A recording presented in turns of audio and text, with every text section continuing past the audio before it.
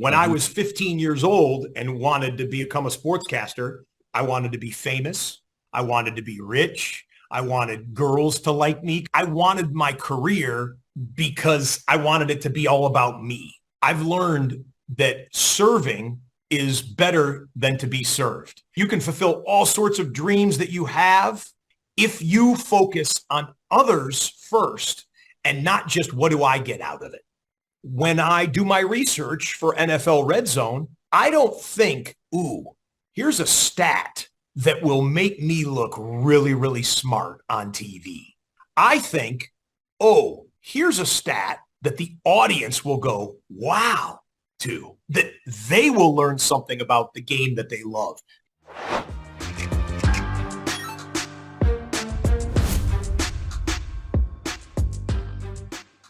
Welcome back to another episode of Do Business, Do Life. I've got the one and only Scott Hanson here with us today. Welcome to the show, Scott. Brad, good to be with you. Good to be with you. Talk a little football, a little life, a little business, a little mix of everything, I understand. Yeah, well, I mean, it is the Do Business, Do Life, so we can go pretty much anywhere. And in your life and business, it's football, so that'll be a good time. Well, just for context, I think it's always helpful how we cross paths, and was fortunate enough to meet you out in Scottsdale at our launch experience earlier this year. We have a mutual friend in Tim Tebow that actually my business partner, Sean, I think connected you at their big gala where they support the Tim Tebow Foundation. And then fun fact, you do some emceeing for Tim that we found out kind of on the way to our launch experience. We're like, well, we should bring Scott out too. And so I just want to first off start by saying thank you. You did a masterful job of emceeing that evening. And I don't know if you know the final number, but we raised over $500,000 with the Triad members for Tim Tebow's foundation. So thanks for the work you put in. 100%. Thank you for having me to speak here. Thank you for having me in Scottsdale. It was my first experience with Triad. And I would just say, well, not only to you, Brad, because I told you in person, I believe that night, and Sean as well. But to anyone watching this or listening to this right now, if you haven't had much experience with Triad or around Triad, I can't recommend it enough. Top shelf, first class, people, treatment. The entire experience was great. And I hope it's a relationship that's just beginning and will continue on into the future. Well, I appreciate those kind words. And, one of the things with us, being a guy whose career is in sports, and in my research, I also found you spent a little time on a college football field as well. Yeah. But as you know, like, you can never be content. It's kind of, you always have to take things up a notch or two. And so one of the things we always try to do is iterate and get better each and every experience. But those are very kind words, and I don't take them lightly coming from you. I'm guessing you've been part of a few cool experiences along the way. Oh, yeah. I mean, I was the guy in high school who, in my freshman year and maybe even in my sophomore year, I was still convinced from my 10-year-old dream that I was going to be an NFL football player. But by about mid-high school, and I was a good high school player, I went on to play in college at Syracuse University. But in mid-high school, I knew, yeah, Scott, the Lord hasn't blessed you enough to have the raw materials to make it to the NFL. But while I was going through that experience and that, disappointment it was when I thought, okay, all I wanted to do was be a football player. I was like, well, what am I going to do with my life? And so I caught the dream of, okay, I can't play NFL football, but let me get this straight. Those guys on TV get paid money to fly around the country and sit in the best seats on the 50-yard line and tell everyone else in the world about the game. That's what I want to do. And as it relates to your question about my experiences, I'm the guy from high school, and I am very blessed. When I say it out loud, it even hits me again. I'm the guy in high school who actually lived out his dream. We all had our dreams. We were young people about, I'm going to be this or that or do this or do that. And I've been able to live it out. I have not only gone to this last Super Bowl was, I think, my 15th Super Bowl, but I get paid money to go to the Super Bowl. I make my living being around players and coaches in the great game that is football, and at the highest level, at the NFL level, it's the only word I can think of is a blessing, because that's exactly what it is. Yeah, that's amazing. So you had already started to figure out in high school. Yeah. I'm not sure what my calling in is or what it'll look like, but it will involve football. And if it's not playing it, it will be deeply embedded into the game. Were you thinking announcer, commentator at the time, or were you thinking other different angles? Yeah, no, when you know you can't play football for a living, but you want to stay around the game, there are different avenues, of course. The main two would have been either to become a coach or to become a broadcaster. Mm-hmm. And there was some television in my family. My dad grew up I grew up when my dad was a photographer for news and sports, but I kind of grew up around TV and that whole ecosphere. And so I said, I was also probably full of myself when I was a kid and think I want to be famous when I grow up. And, I want people to recognize me when I walk into a steakhouse or something and say, "Ooh, there's Scott Hanson." Just being fully transparent, that was probably part of my 15-year-old mindset and whatnot. And so broadcasting was what I wanted to direct my career towards from high school, probably even earlier, but high school definitely. And so I did a bunch of research. This is pre-internet, so I had to do research on colleges to find out where can I get the best education to try and become a sports broadcaster. And my dad and I discovered some articles about Syracuse University. And there are many, many great communication schools in the country and in the world, but Syracuse was and still is the factory for potential sports broadcasters. Wow.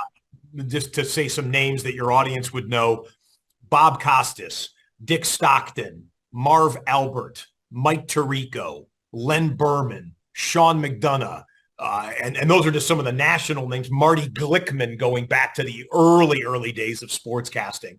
There is a lineage of sportscasters that got their education in college at Syracuse University. And so I said, if that's where the best went, I want to go there. And I want to strive and try and have the same experience they had to set myself up for a broadcasting career. And it was I ended up staying 4.5 years. I took some extra classes in my last semester, but it was a great 4.5 years at Syracuse University.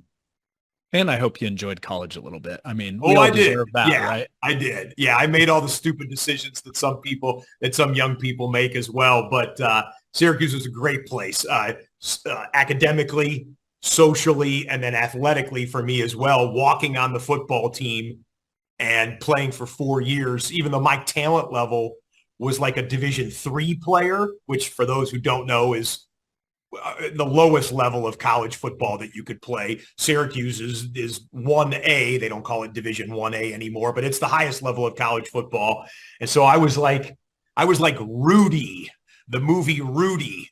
I was like Rudy without the glorified ending to my collegiate career with a quarterback sack on the last home game on senior day. I didn't have any of that, but I was the walk-on that was getting beat up in practice and just trying to have a great attitude and help the starters on Saturday get ready for the game each and every day throughout the week. But yes, SU was awesome for me. That's awesome. Now, did I read, was Marvin Harrison one of your teammates? He was, yeah. The Hall of Fame wide receiver, Marvin Harrison, who, of course, is really back in the news these days because Marvin Harrison Jr., as you and I speak and record this podcast, Marvin Harrison Jr. is going to be a top 5 draft pick in the NFL. And probably Marvin Harrison Jr. will be the first non-quarterback selected in the draft. He is unbelievable. And his daddy, my former teammate, was like no other athlete I had seen either. He was interestingly enough, he was a freshman when I was a senior, but he was a skinny little true freshman out of Philadelphia area. And I was a senior out of Michigan, and he was going to be a star. I was a senior, but I was still on the scout team, which is just the team that gets beat up in practice by the starters to get them ready. But because he was a true freshman, he was on the scout team. And sometimes we would have 2 wide receiver sets in our scout team where it was Marvin Harrison on this side and Scott Hansen on this side. And we would go out and do our things. So when he went on to the NFL and he was making all the Pro Bowls every year and winning Super Bowl with the Indianapolis Colts, or actually he didn't win the Super Bowl. He was off the team at that point. But when he was going through his amazing NFL career, I would see him sometimes at games and I'm like, hey, Marv, we both made it to the NFL after all of this. And I said, I'm going to be here a lot longer than you will be because no one's trying to cut my knees out from under me on the field. And he laughed at that and I laughed at that. And, you know, between the two of us, Marvin and I scored over 100 touchdowns in the NFL. That's a stat you should be very proud of, Scott. Oh, yes. Yeah. Was there any, like, just going back, one of the things already I'm picking up in your story is you kind of had this dream and you were willing to put in the reps to figure it out and get there.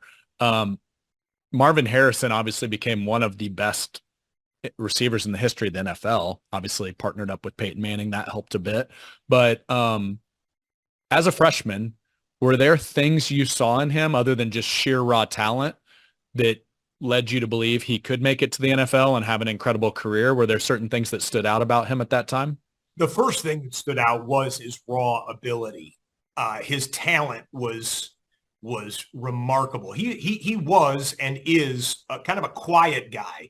So I couldn't just say, oh, you know, I had a conversation with him one time and that's when I saw, the intensity and whatnot. And again, we only had 1 year together on the same team. We both drove Chevy Blazers. I remember we kind of bonded over that. He had a beat up old Chevy Blazer. I had a Chevy Blazer and we kind of bonded over that. But the first time I thought Marvin Harrison's going to be something special was not on a football field. It was on a basketball court. In the off season, particularly like in spring, after spring football practice is over, we would play a lot of pickup basketball. I loved basketball, loved playing it, and the football players would all get together and go to the rec gym and go take on other students from SU. And I was playing point guard one day. Marvin was on my team for this pickup game of basketball. I was running point guard. I was at the top of the key, and I passed him the ball. He was on the right baseline. Passed him the ball deep down to the baseline. He took one dribble and went underneath the hoop and did a reverse layup on the left side after catching the ball on the right side. And I remember looking, and it's like sometimes if you see a cat move suddenly from one point to another point and you're like, your eyes almost didn't catch up with it. I remember thinking, a human being's not supposed to be able to move that quick in that short of a time from when he was stopped, when he received the pass to when he did the layup. It was like, and I'm around great athletes all the time playing college football. I was like, this guy's different. And sure enough, his NFL game translated to quickness and space and precise cuts and the rapport that he had with Peyton Manning and being in the right place at the right time and having absolute money hands. You go YouTube to try and see if you can find many drop passes from Marvin Harrison in his Hall of Fame career. You won't find many, if any at all.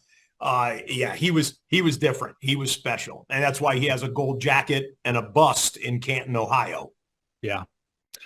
Okay, let's transition a bit. And I was researching basically a day in the life of Scott when it comes to NFL Red Zone. So your busy day on Sundays during season. And one of the things that I was blown away by was your preparation. I think oftentimes people are tuning in watching, but they don't realize all the work that you're putting in before the actual camera clicks on. So can you walk us through just the very regimented routine that leads to the 7 hours of commercial-free football, if you would, please? Yeah, sure. So most of your audience is probably familiar with NFL Red Zone, that it is 7 hours of commercial-free football, all ad-libbed.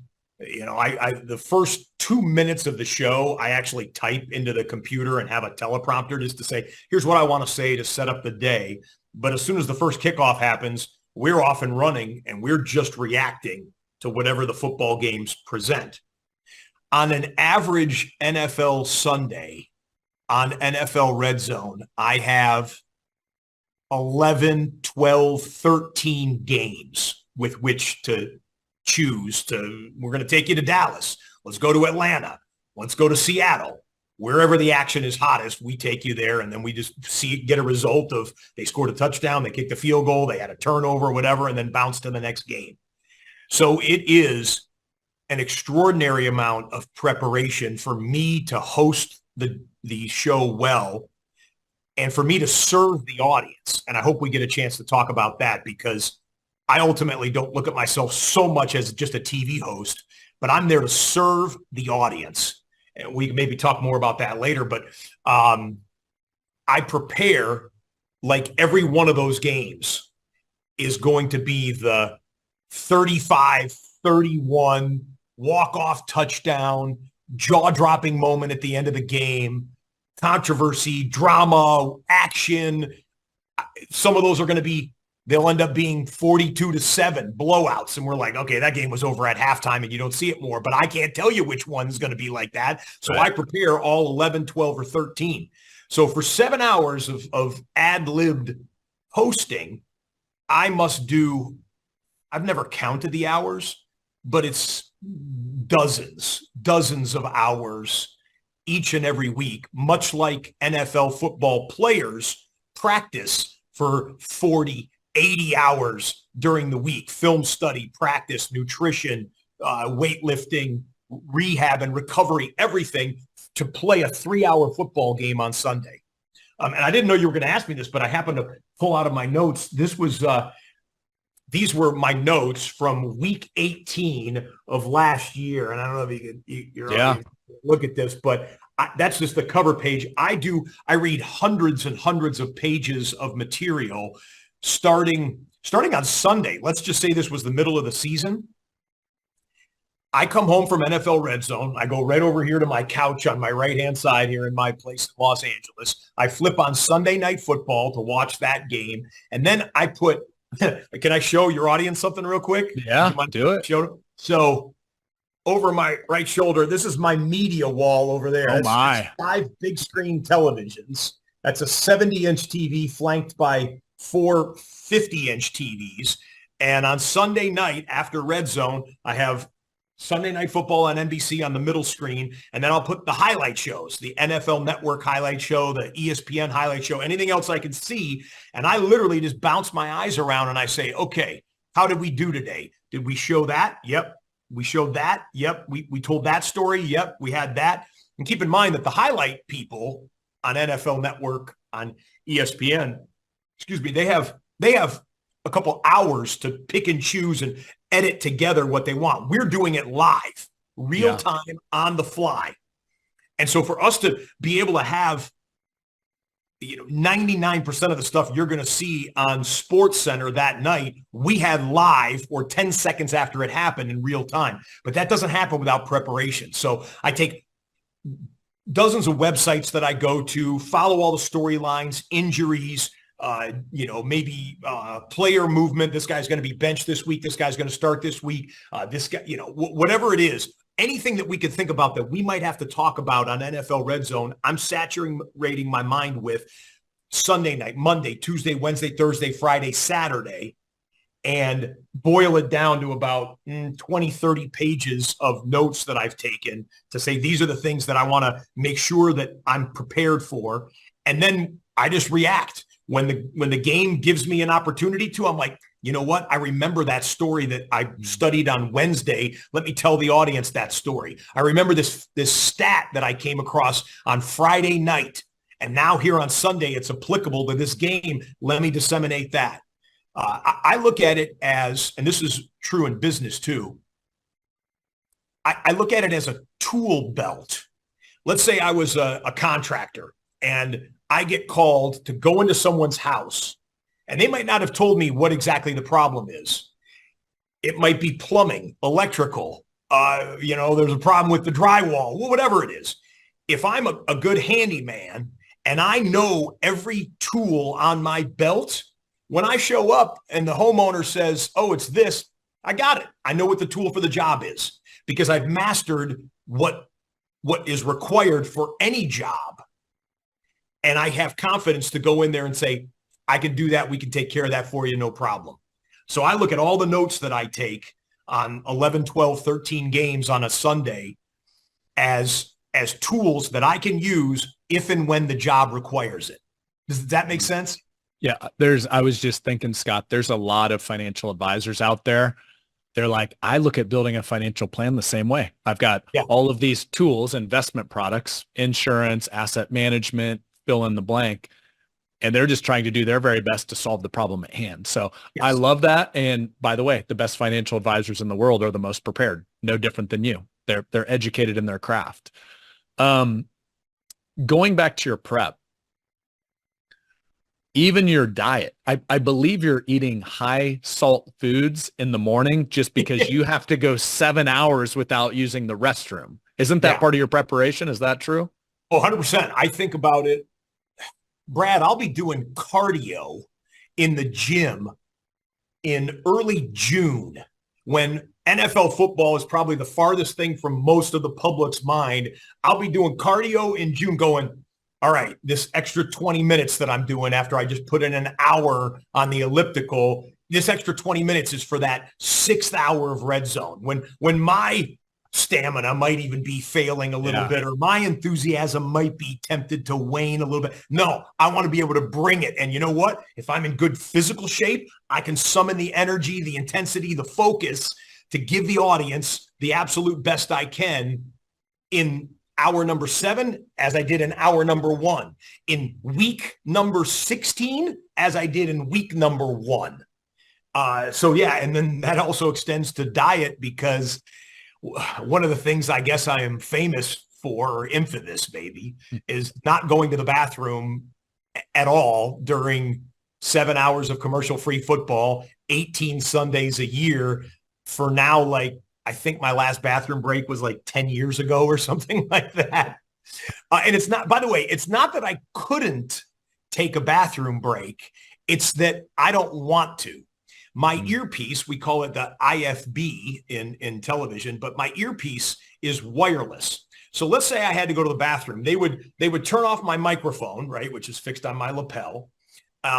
But the wireless IFB, I could still hear the games if I walk down the hallway to go use the men's room. And I am convinced that if I walk down the hallway and just take a 2-minute break for the first time in a decade, that I will hear Jim Nance or one of the play-by-play guys at the stadium go, that might be the craziest touchdown we have ever seen. And I'm not going to expose myself to that. I am not going to be gone from my post and have something happen that is going to be monumental or consequential on that day, that season, or the history of the NFL. So I just don't take bathroom breaks. And knowing that, I've arranged my diet, my schedule is by the minute. I could tell you where I'm at. You could name a time from 4:30 in the morning when I wake up here in Los Angeles until 10 a.m. when the games kick off. You could just name a minute and I could tell you, oh, I would be there doing this at this time. And as it extends to diet, the chefs at NFL Network, we've got a wonderful commissary there at NFL Network. They make me the same dense protein, salty breakfast so that I can retain water, so that I don't feel like I need to use the facilities, and I can stay at my post and stay focused and fueled up through all 7 hours through the whole 5 months of the season. I love that. So Brad, what I'm trying to tell you in the audience is, yes, I am the man with the most bladder integrity in all of national television. I don't think anyone will argue that. You take that very seriously. But there's a theme here, Scott, that I love. You said it earlier.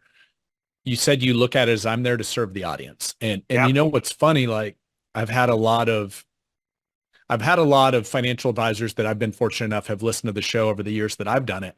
And they're like, what's your mindset going into each podcast? And I'm like, honestly, it's take the very best Scott has to give, ask the best questions that pull that out of him, and then get the hell out of the way and serve the audience. And it's about you and it's about them. And I'm just a conduit. And I really hear the same thing, the same approach. And so a lot of that goes into the prep. But once you get on the show, or maybe even like right before the camera goes live, is there any sort of pregame ritual or mindset routine that you go through where it's like, okay, time to turn on and it's about them, not about me? Like, how do you get in that space? Well, I would say, yes, there is preparation specifically week to week where I think about that, but it's become the overarching theme of my career as a broadcaster. I spoke earlier about being a young man and desiring to become a sportscaster. When I was 15 years old and wanted to become a sportscaster, I wanted to be famous. I wanted to be rich. I wanted girls to like me because I was on TV. Did you hear what every sentence I just said started with? I. Mm-hmm. And it was about me. And I'm not saying this with any pride. I look back at myself like, man, I was missing the mark. I was missing, we're all prone to selfishness, but I wanted my career because I wanted it to be all about me and my glory, my enjoyment of life. Through the years, through maturity, through my spiritual life, I've learned that serving is better than to be served.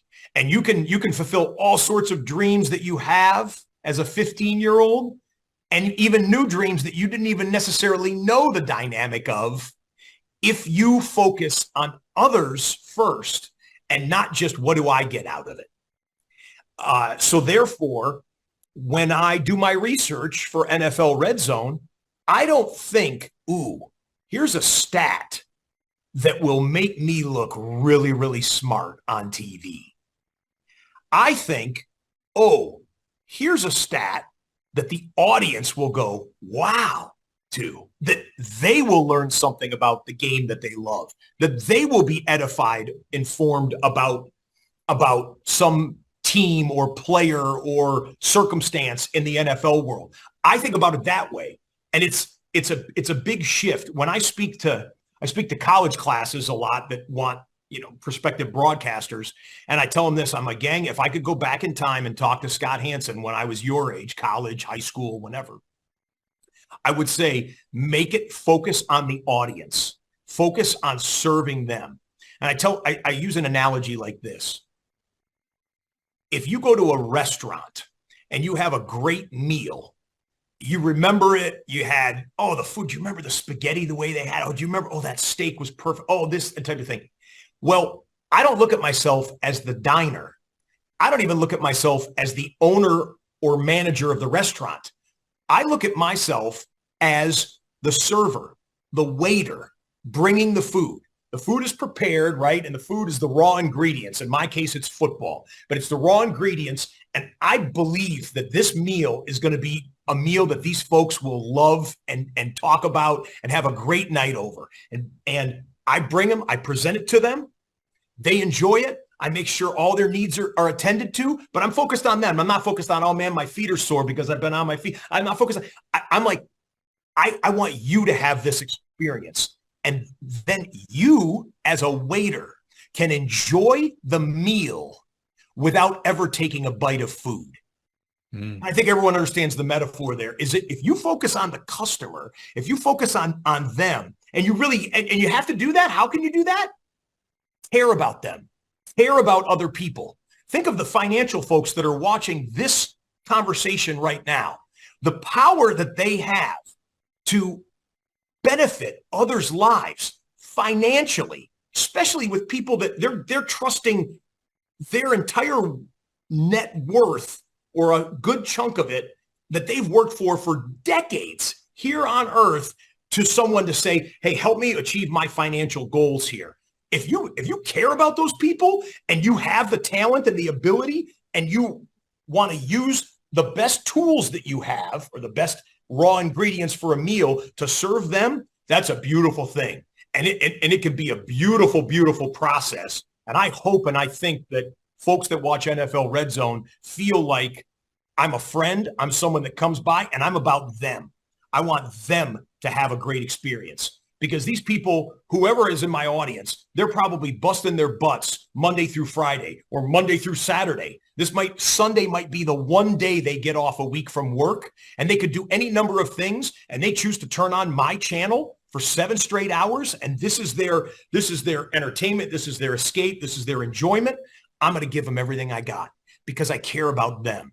And it's a massive, massive paradigm shift from that 15-year-old Scott Hanson who thought, let me all make it about myself, and say, let me make it about them. And you know what, Brad? The rewards, the benefits, the perks of being a notable sportscaster have ultimately entered into my life. And I'm thankful, and I consider those blessings. But that's not my driving force. That's not why I do this. That's not the perspective that I have when I'm preparing or when I'm executing my job. Sorry for the long answer there, but I really feel that's important. Thanks for sharing that, man. Yeah, all the way through. Thanks. Life applications for that. Yeah, thanks for sharing that, man. That's straight from the heart. That's where the best answers come from. Yeah. Are there things like, if I look at the analogies, many of the financial advisors out there, many of them are on, many are on TV, many are on broadcast, radio, podcasting, some form of audio, and then many do live experiences. Just they'll fill a room, speak to a room, educational, dinner seminars, things like that.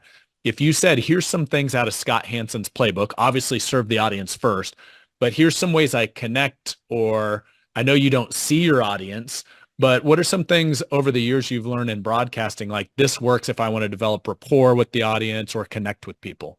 Yeah, my job is a little trickier than probably some of the people that are watching this, because I don't get a tremendous amount, like a tremendous prorated amount. I've got a few million people watching my show. I love mixing with fans in person, but I might speak to 1,000 fans a year in person about NFL Red Zone and their enjoyment and whatnot. Pound for pound, so to speak, that's not a great cross-section of the audience because there's so many people watching. And I'm assuming that most people watching our conversation right now do deal face-to-face, voice-to-voice, Zoom-to-Zoom with their clients. But trying to establish a connection, I would say for me is this. Try and know your audience as best you can. Know what the assumed knowledge is. Know how they want to be served, what they gravitate towards, and try and orchestrate what I do to fulfill their needs. Everybody loves high-scoring, dramatic, last-second games. That's what we do on Red Zone. There's 13 of them going on right now, ladies and gentlemen. We're going to find the 2, 3, 5 that have the fantastic finish coming at you, and we're going to serve you those. Beyond that, there is a certain level of assumed knowledge. You'll never hear me say, okay, the Dallas Cowboys break the huddle. They have 11 men on offense right now. No, everybody understands that. We're already beyond that. What I might jump in and do and say, oh, you know what? Here's a formation that they haven't lined up in. There's something out of the ordinary, something that my audience might not know. But how do I determine that? Well, I have to kind of know where the knowledge level is, where the understanding is, so that I can cater my language and my presentation to fill in whatever gaps there might be while not insulting their intelligence, but adding to their experience. And I'll tell you this, speaking directly to the financial managers who are watching this, I'm a college-educated guy. I did well in school. I love to learn. I love to grow and learn new things. Financially, myself, there are people, when I talk to my financial advisors, that they can use acronyms and terms and things, and I'm like, I don't know what's going on here, and I'm almost afraid to say, whoa, what does WWW mean? And have them explain it to me. There was the line in the movie Philadelphia. Remember the Denzel and Tom Hanks movie, Philadelphia? Yeah. When they have their initial meeting, when he goes into his law office, he's like, okay, explain this to me like I'm a 5-year-old. I think we need to always not be afraid to say that type of a statement when someone who claims to have the knowledge that they have to explain it to someone who doesn't have it, to say, hey, whoa, back this up and explain it to me simply. So I think that ties into, I have to know what my audience already comes to the table knowing. And again, there's millions of people, so it's hard to know. Some people, everybody understands, okay, that's the football that's on the ground there. Right. And everybody understands there's 11 guys over here and 11 guys over here, and they're trying to move the ball over here. And everybody understands the difference between a forward pass and a run. But there are some people who might not understand. They might, when I say the term, they're in the shotgun, they might not understand it. Or there's the slot is in motion, or even something more esoteric, like, they're running a cover 3 man under, or whatever the case may be. Yeah. No, I think that's a really good point, Scott, because the very best financial advisors that I've come in contact, they simplify the complex and they don't make you feel dumb for not knowing. Right. And I think that is spot on, because as you know, there's all varying levels of football knowledge, and you and I both played football. So we probably know some of the more, the formations or the blitzes or different things like that probably the average American doesn't. So I love that you kind of start with an audience first view and then back into how can I serve them and how can I deliver that. Brad, have you ever seen, Yeah, please. Have you ever seen, there is a YouTube channel, I don't know who runs it, but there's a YouTube channel that takes a world expert in any given field. And then they have, I want to say it's 4 videos that they have. So let's say they have a world-class physicist and they say, explain the difference between nuclear fusion and nuclear fission to a 5-year-old, to a high school student, to a college student, to a grad student, and then to another physicist. And you can watch these videos. That is cool. Isn't that cool? I love that. And I'll sit there and watch it on stuff that I have no particular interest in, but I'm like, oh, you know what? It would be interesting to find out how textiles are made. Like I'm a 5-year-old, like I'm a high school student. Like I might never get to the graduate level course or someone explaining it to a peer, but and there's all different topics that they bring in. It's from science and education and sports and. I think what's cool about that, Scott, like I love that you shared your journey and you were cool being vulnerable enough to say, when I was 15, it was all about me and I just wanted to be famous and rich. And now you're older and wiser. And I hope most humans go through that journey in life. Me too. But the very best advisors, like I find when they're young, it is about me because it's like, oh, I've got to use these acronyms and seem smart so that they think I know what I'm talking about, because the confidence isn't there yet. Right. But as they become older and wiser and more seasoned, they're like, actually, if I can help them get it and understand, which is sometimes like a 5th grade level. Oh, no one ever explained it to me that way. I get it now. Like back to the versions of those videos, like those are the best financial advisors in the world. And I'm going to assume they're the best broadcasters in the world too, that help people get it and actually understand it. Yep. So I think that applies perfectly. Okay. I'm watching the time tick here, buddy. I feel like I'm on a shortened version of NFL Red Zone here. So, you're famous for some catchphrases, Octobox, the witching hour, 7. Can you give us some of those? Like just pretend like you're back on Red Zone and maybe go into broadcaster mode, but I'd love like some of your famous catchphrases, but then the story behind them and how they came to be, if you don't mind. Yeah. So I guess probably the 3 most famous catchphrases that I came up with and have tried to develop, and hopefully I don't force them. I hope people never feel like they're forced. They all came from a heart of enthusiasm for the game, respect for the players and the coaches and the moments that we see on the field, and from a heart of caring about the audience to say, hey, guys and gals, this only happens 18 times a year, that we have a full NFL Sunday, and buckle up, whether people have their favorite team playing on Red Zone, or they have their fantasy football team active, or they wagered a couple of shekels on a game or something like that. Like We only get so many of these. So I know you're enthusiastic. I want you to know that I'm enthusiastic, and let's get after it. So one of the first one that you'll hear on the show usually is the Octobox. And the Octobox is just that. It's eight televisions built within our TV. And I came up with it because it was when you go to one game, Monday Night Football, let's say, is on ESPN in prime time. How do they almost always start the beginning of the game?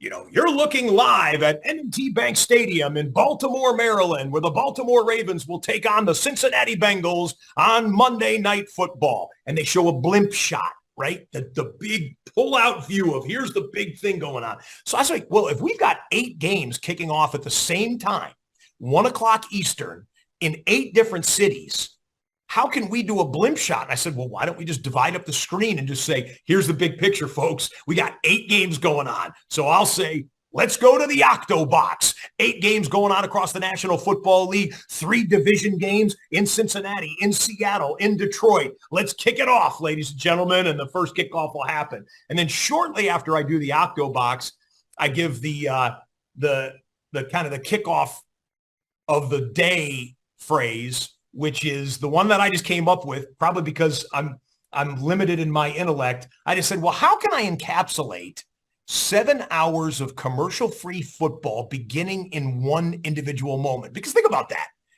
The average TV show is a half-hour sitcom or an hour-long drama.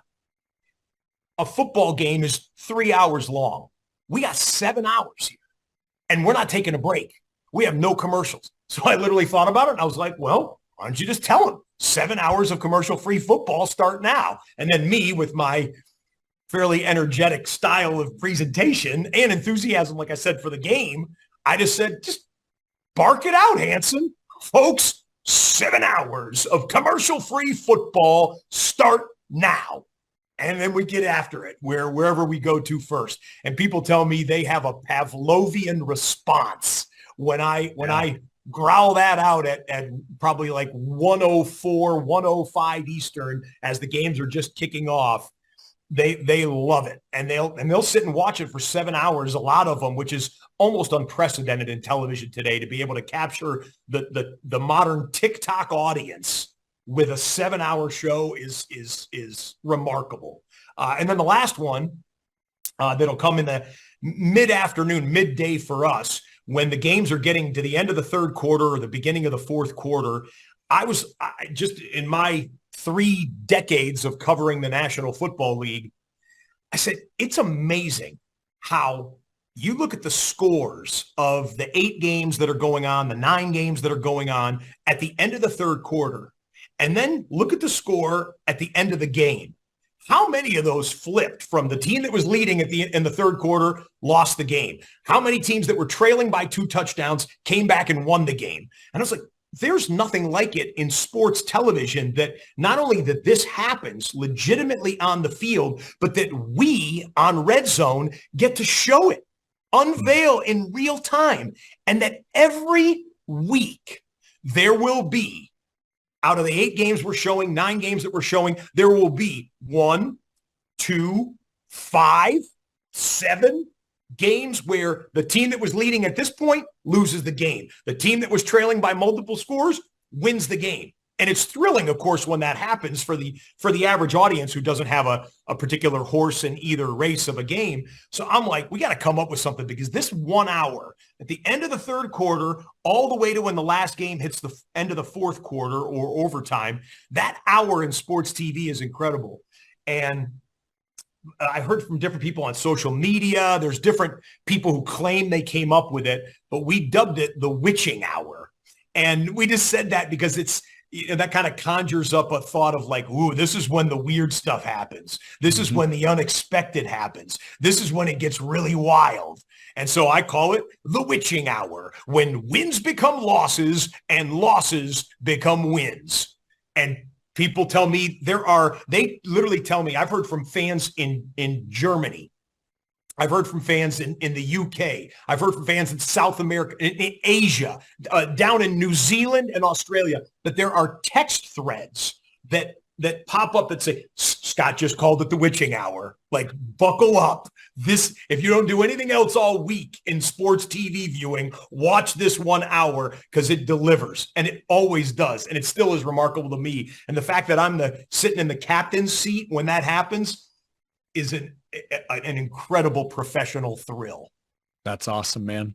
Thanks for sharing that. And thanks for putting on announcer voice there a little bit for us too. I know the listeners are going to clip those and use them, right? You're going to clip those. No, we're going to use them for sure. They're going in there. So, and what's kind of fun, as I was doing some research before this, you've got a lot of NFL players that have come up and said, dude, when I'm not, when I've got my bye week, like I'm turning on NFL Red Zone. I believe Tom Brady himself like came up to you and was like, Scott, like I won't steal your thunder. Like what's the story there? Yeah, this was a remarkable story. One of my jobs after the regular season is over, because Red Zone only goes during the regular season when there are multiple games going on at the same time. And the playoffs in the NFL, as you know, only have one game in this time slot, one game in this time slot. So there's no Red Zone.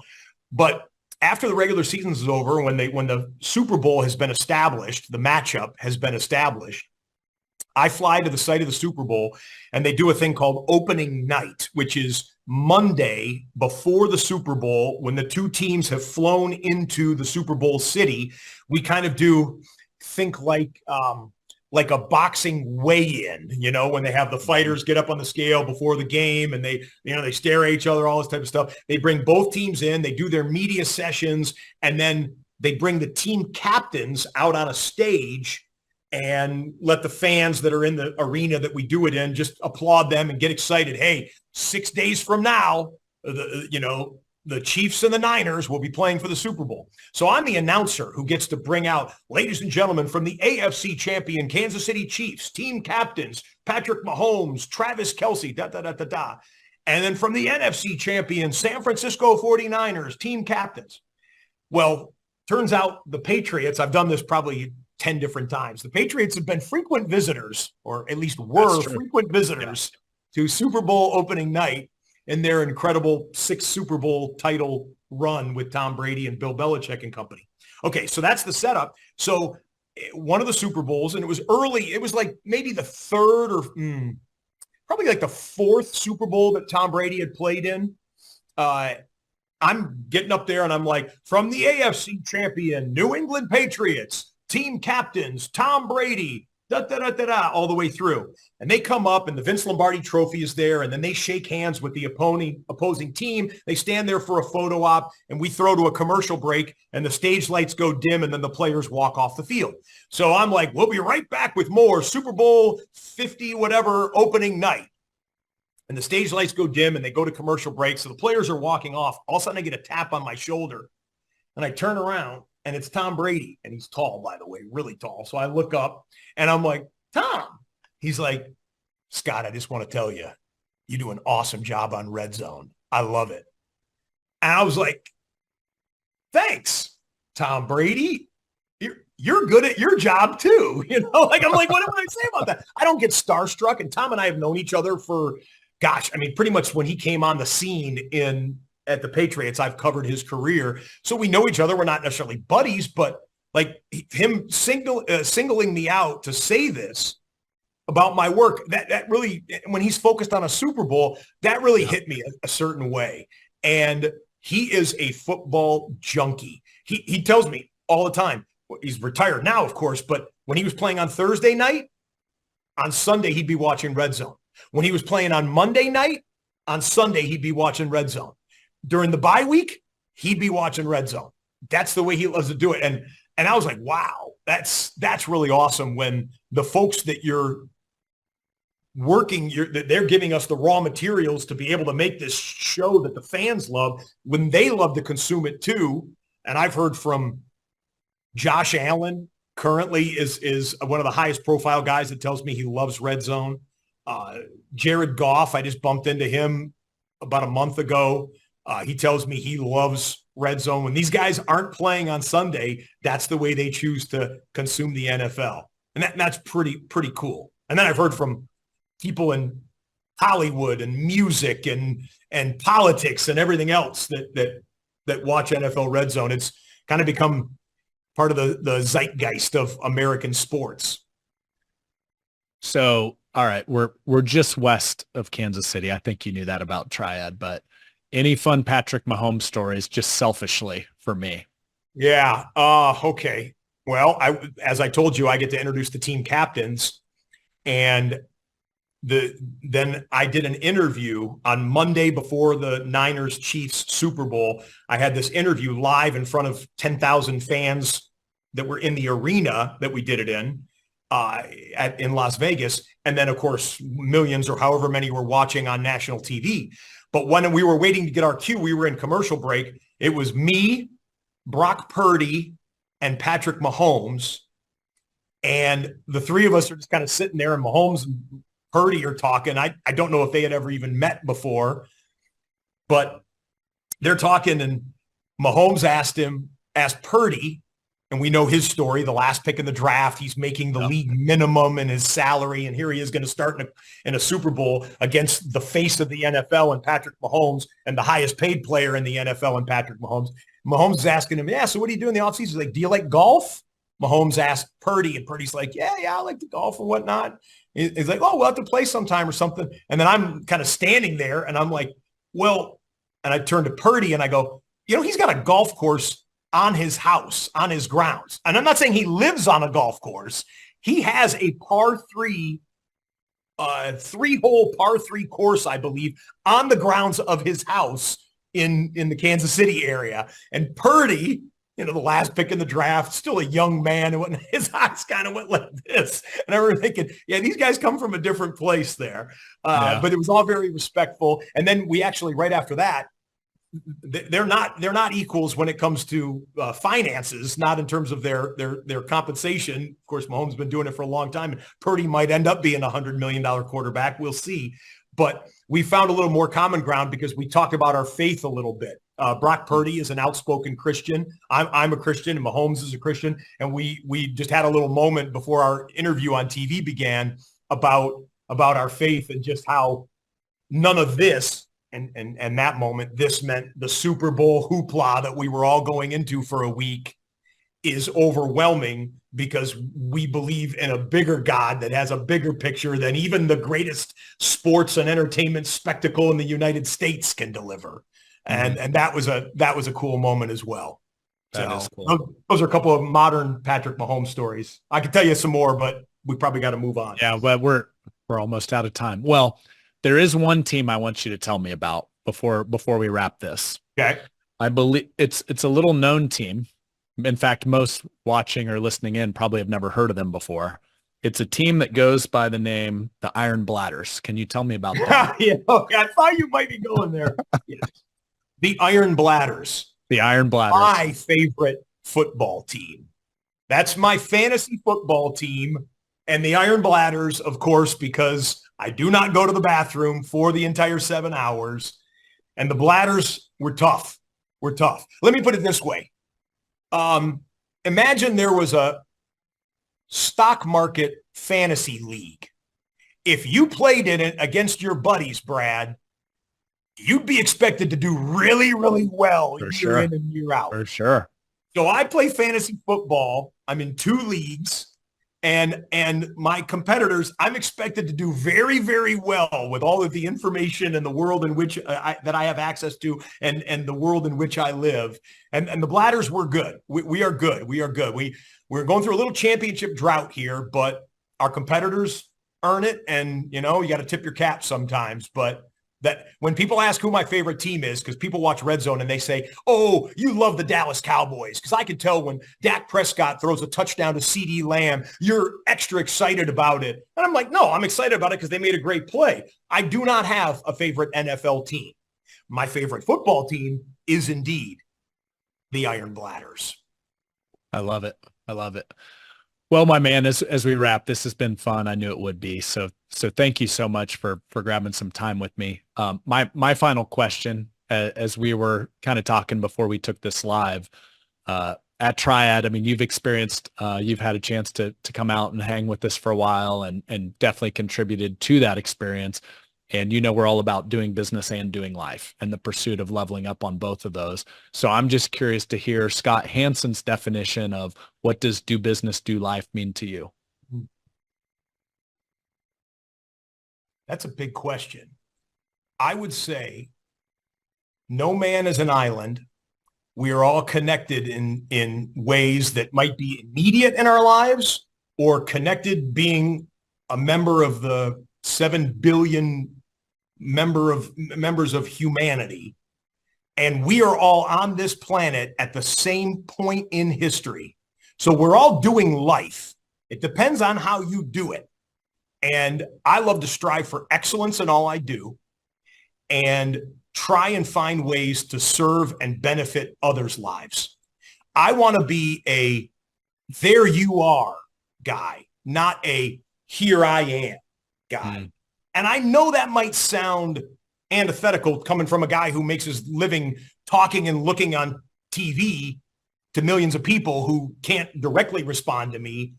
But I promise you, that is my mindset that I try to go into in my business, sports television. And I think that betters my life. I hope it betters my colleagues' life with whom I work, my audience's life who consume the product that I and our staff are putting out, and the people that I deal with on a day-to-day basis after making the money that I make in business to be able to go out into the world of non-sports television and be a contributing member of society.